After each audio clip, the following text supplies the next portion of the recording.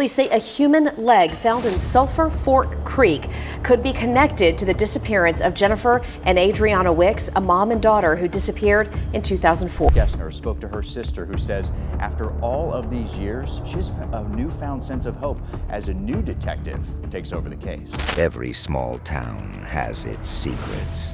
Stories whispered over coffee counters, legends that become part of the landscape. But in one Tennessee community, the secret isn't a legend. It's a wound that has remained open for over 2 decades. It's the story of a mother and daughter who vanished into thin air and the desperate, enduring search for answers. That he has uncovered some new information that could hopefully provide some more answers. Police say the DNA testing confirmed it belongs to 68-year-old Joseph Benton Sr., but there's still no word on whether he's alive or dead. Today marks 19 years since Jennifer and her 2-year-old daughter disappeared. On the 19th anniversary of her sister and niece's disappearance, she has to relive the most painful day. This is Jennifer and her daughter, Adrianna.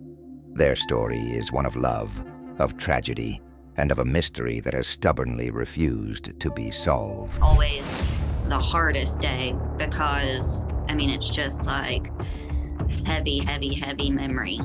Jennifer, she had this light about her. She was a dreamer. She wanted to be a nurse, to help people. She was the best mom. And Adrianna, my goodness, that child was a firecracker. So smart, so full of life. They were inseparable. Life wasn't always easy for Jennifer. A young mother, she was navigating the complexities of family and relationships. But at the center of her universe was always Adrianna. Their bond was the anchor in their world. Their lives were woven into the fabric of this place. March 2004. It began like any other month, but for Jennifer and Adrianna's family, it would be the last month of life as they knew it. On the day they disappeared, Jennifer and Adrianna were at the home of Joseph "Joey" Benton, Adrianna's father. It was a routine visit, but as evening approached, something went terribly wrong. The first sign of trouble was a phone call. A distress call from Jennifer's number. A family member answered, but the line was filled with chaos, raised voices, scuffling, and then nothing, just dead air. Former deputy, we got the call about a possible disturbance, but by the time units arrived at the Benton property, the place was quiet. Too quiet. There was no sign of Jennifer. No sign of Adrianna. And the stories we were told, they didn't add up. Just like that, they were gone. No car, no purse, no toothbrushes, no goodbye. It was as if the earth had opened up and swallowed them whole. The clock started ticking on a search. In the critical first 48 hours, the focus turned to the last person to see them alive, Joey Benton. His account of that night was not merely inconsistent. It was a shifting maze, deliberately constructed to confound and misdirect. In his initial statement to deputies, Joey Benton presented a facade of normalcy, calmly asserting that Jennifer and Adrianna had left his property alive and unharmed. When confronted with the undeniable fact that their personal belongings, a purse, a child's essential items, remained behind, his story underwent a significant and calculated alteration. He then admitted there had been a heated verbal argument, claiming a furious Jennifer had stormed out with her daughter and sped away in her car. This second version strategically introduced a new element of emotional distress, potentially leading to an accident or a deliberate choice to vanish. The time of their alleged departure fluctuated from late afternoon to just after dark, to a precise around 8 p.m., while the nature of their argument changed from a dispute over money to a conflict about custody arrangements. Even his description of their emotional state was inconsistent, vacillating between them being perfectly fine, to Jennifer being irrationally angry, to her being upset but calm.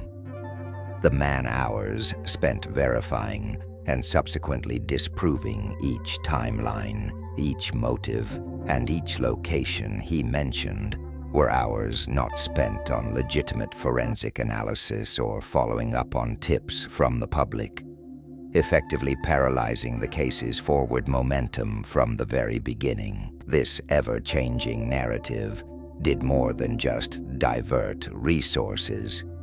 It created a fog of confusion that has lingered for over 2 decades, fundamentally poisoning the well of the investigation and ensuring that the first and most crucial chapter of this mystery was written not in facts, but in a series of self-serving lies designed to conceal a terrible truth.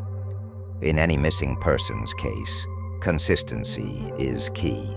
When the primary witness gives multiple conflicting statements, it sends the investigation down a dozen rabbit holes. It's like trying to complete a puzzle with pieces from different boxes. While officials tried to pin down the truth, the community rallied. Search parties combed through fields and woods. Rivers were dragged. But the vast rural landscape offered a million places to hide a secret.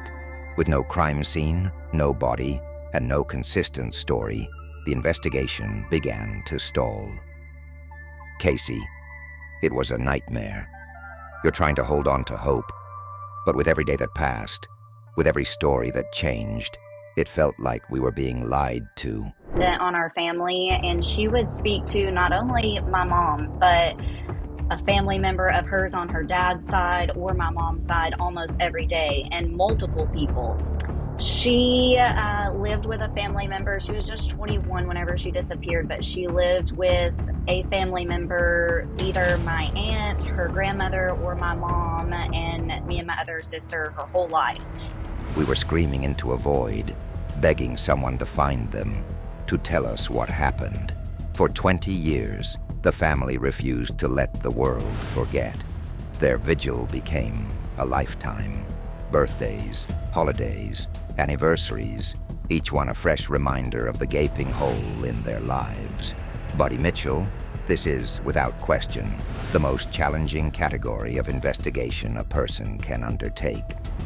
The trail we are attempting to follow isn't merely cold. There are no recent sightings to chase, no credible tips flooding a hotline, and no obvious enemies or motives to dissect.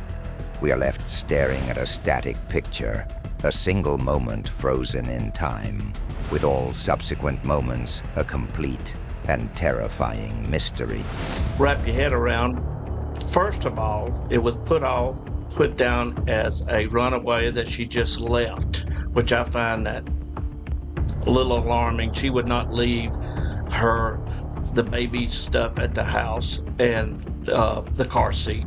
Yet in the face of this profound stillness, the family's resolve has never once wavered. Their grief, though immense and ever-present, has been channeled into a powerful, unyielding engine of determination. The family understood that institutional resources are finite, and that attention inevitably shifts to newer, more active crises. Therefore, they made a conscious decision to keep constant, respectful, but firm pressure on law enforcement agencies. They were not adversaries. Instead, they became partners in persistence, regularly checking in, providing any minuscule recollection, and ensuring the case file never gathered too much dust on a shelf.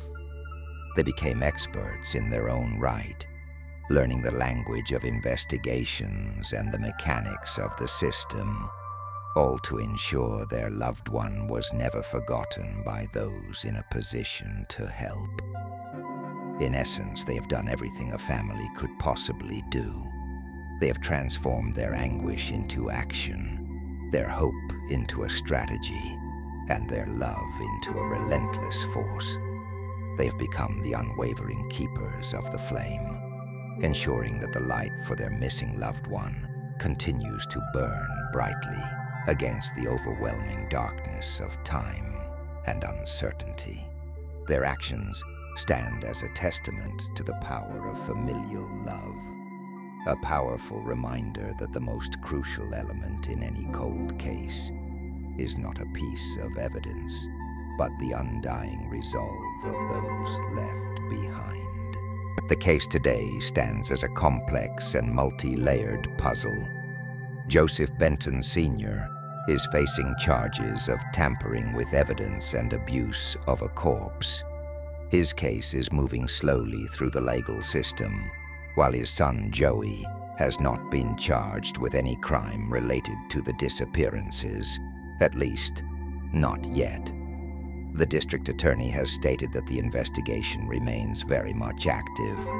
The charges against Joseph Sr. are an important development, but they represent only one piece of a larger story. The focus now is on building a complete and airtight case, one that can withstand challenges over time and finally deliver justice. The biggest obstacle remains the same as it was 20 years ago: a lack of physical evidence. Absolutely not. Now, the discovery of this leg is putting fresh eyes on this decades-old case. That private investigator says that he has uncovered some new information that could hopefully provide some more answers. Now, that leg was found again back there in July in Sulphur Fork Creek in Springfield. Police say the DNA testing confirmed it belongs to 68-year-old Joseph Benton. The discovery of a human leg could change everything. But until DNA confirmation is received, investigators are left with stories, suspicions, and circumstances rather than certainty. At a press conference, the Tennessee Bureau of Investigation once again urged the public to come forward with any information. Even the smallest detail, they said, could be the missing key. The search has now intensified around the Benton property and the surrounding areas. With new technologies and a renewed sense of purpose, law enforcement is treating long-dismissed family suspicions as credible leads. The wall of silence that surrounded this case for decades is finally beginning to show cracks. Beyond the headlines and the courtroom battles, this remains a story of a family's love and a community's trauma. It reflects the immense difficulties of solving cold cases, where memories fade, witnesses die, and evidence is lost to time. Without a body, justice is always an uphill battle. Victim advocates describe the suffering as a form of ambiguous loss, a grief without closure. With no funeral, no grave, and no certainty, families remain trapped in an endless cycle of waiting, which becomes its own form of torture. This case is also about trust. A community places its faith in the justice system, but that trust erodes when answers are delayed for decades. One community member put it simply: you think you know your neighbors, you think you're safe. Then something like this happens, and that innocence is gone forever. For Jennifer and Adrianna's family, justice would mean far more than a conviction. It would mean truth. It would mean finally laying their loved ones to rest with dignity. And it would mean ending the 20-year question that has haunted their nights. What happened? The story of Jennifer and Adrianna is not finished. Their case remains alive, in evidence bags being tested in labs, in the determined work of investigators, and in the hearts of the family members who refuse to give up. The lies and silence that clouded the truth for so long are now being challenged. The Tennessee Bureau of Investigation continues to ask for the public's help. Anyone with information, no matter how small, is urged to contact them at 1-800-TBIFIND. One tip could be the one that finally brings the girls home. Their sister Casey, still holding on to hope after all these years, put it best. With a sad but determined smile, she said, "We're still here. We're still waiting. We're still fighting. And we will never ever forget you. We will bring you home." For 2 decades, a question has lingered in this small Tennessee town. What happened to Jennifer and Adrianna? The answer is out there. Someone knows. It is time to speak. It is time to end the silence. Jennifer and Adrianna's story is not just about 2 missing lives. It's about a family's endless fight for truth and a community forever changed. After more than 20 years, the silence can no longer hold. The answer is out there, and someone knows. If you have any information, please contact the Tennessee Bureau of Investigation at 1-800-TBIFIND. Your call could be the one that finally brings Jennifer and Adrianna home. Thank you for watching. Don't forget to like, share, and subscribe for more true crime stories that deserve to be heard. Together, we keep their voices alive.